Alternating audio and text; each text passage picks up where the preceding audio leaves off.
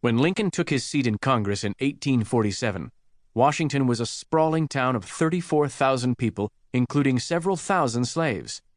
From the windows of the Capitol, Lincoln could see crowded slave pens where manacled blacks waited to be shipped south. Southern planters had built a cotton kingdom on the shoulders of enslaved blacks, and they meant to preserve their way of life. White Southerners claimed a, quote, sacred right to own Negroes as slaves. Slavery was a blessing for blacks and whites alike, they said. A good, a positive good, according to Senator John C. Calhoun of South Carolina. Slave uprisings and rebellions had resulted in tough measures to control blacks and silence white critics of slavery. Throughout the South, anti-slavery writings and societies were suppressed or banned. Slavery had never prospered in the North and had been outlawed there. Some Northerners wanted to abolish slavery everywhere in the land, but abolitionists were still a small and embattled minority. Most people in the North were willing to leave slavery alone as long as it was confined to the South. While the North was free soil, it was hardly a paradise for blacks. Racial prejudice was a fact of everyday life. Most Yankee states had enacted strict black laws. In Illinois, Lincoln's home state, blacks paid taxes but could not vote, hold political office, serve on juries, testify in court, or attend schools. They had a hard time finding jobs. Often they sold themselves as indentures for a period of 20 years, a form of voluntary slavery, just to eat and have a place to live. Even in northern Illinois, where anti-slavery feelings ran strong, whites feared that emancipation of the slaves would send thousands of jobless blacks swarming into the North. Abolitionists were considered dangerous fanatics in Illinois. Lincoln knew that to be branded an abolitionist in his home state would be political suicide.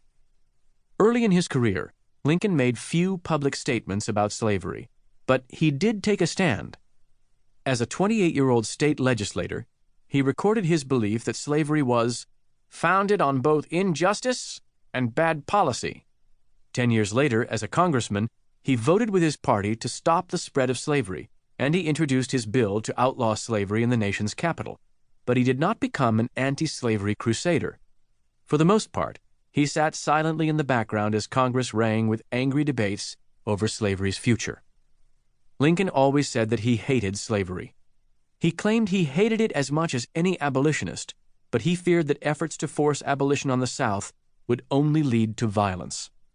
He felt that Congress had no power to interfere with slavery in states where it already existed. He wanted to see slavery done away with altogether, but that would take time, he believed. He hoped it could be legislated out of existence, with some sort of compensation given to the slaveholders in exchange for their property. As long as Congress kept slavery from spreading, Lincoln felt certain that it would gradually die a natural death. When his congressional term ended in 1849, Lincoln decided to withdraw from public life. For the next 5 years, he concentrated on his law practice and stayed out of politics. As he traveled the Illinois circuit, arguing cases in country courthouses, slavery was becoming an explosive issue that threatened to tear the nation apart. Vast new territories were opening up in the West, bringing the North and South into conflict.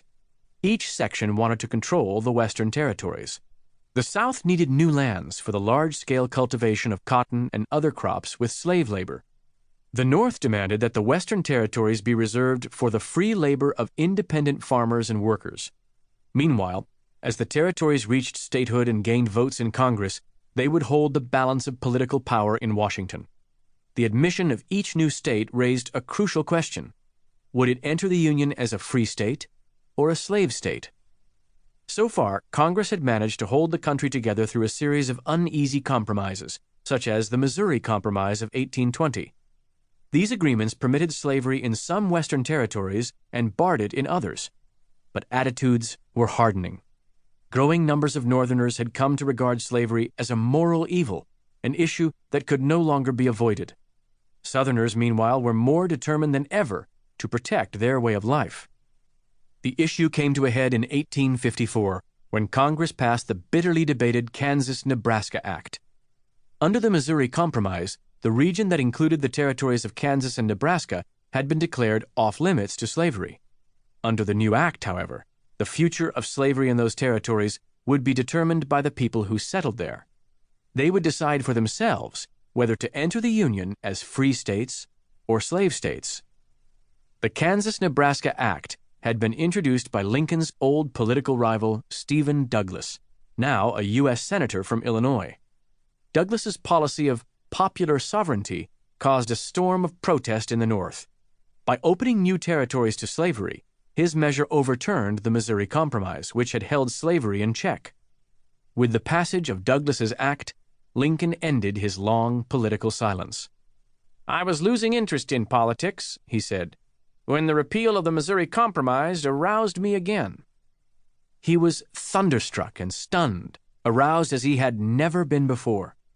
Douglas and his followers had opened the gates for slavery to expand and grow and establish itself permanently. Now, it would never die the natural death Lincoln had expected. He felt compelled to speak out.